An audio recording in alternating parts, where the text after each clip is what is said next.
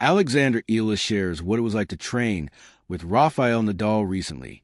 Alexandra Eala has rapidly moved on from the Australian Open, where the rising WTA star suffered an early exit.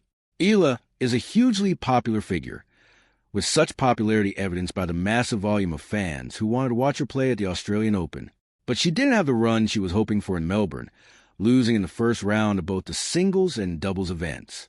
Eala has since played at the Philippine Women's Open, where she lost in the quarterfinals to eventual champion Camila Osorio. Alexandra Eala loved crazy practice session with Rafael Nadal, a product of the Rafael Nadal Academy. The 20-year-old is now playing singles and doubles at the Abu Dhabi Open, ahead of her opener. Eala has shared insight into a training session with tennis legend Nadal, telling the National, "It was crazy. It was my first time ever hitting with him, and I was so nervous, and it was definitely physically demanding for me.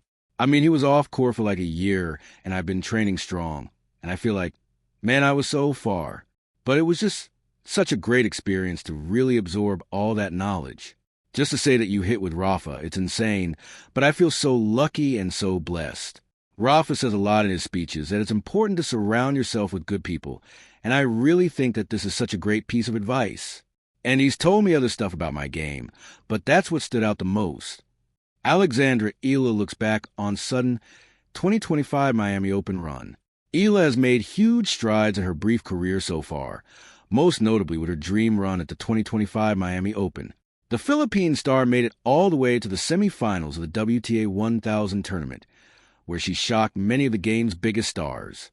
Eala knocked out IGA Swiatek, Madison Keys, Paula Badosa, and Yelena Ostapenko before Jessica Pegula won their semifinal clash. Looking back on that venture, she said, "Obviously the Miami run was quite sudden, but after that, I took it step by step, and nothing came really in a big wave.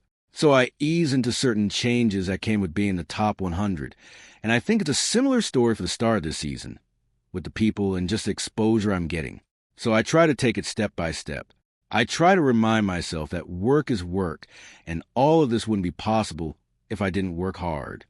It was a truly phenomenal run from the youngster, who has quickly become one of the most exciting players on the WTA Tour.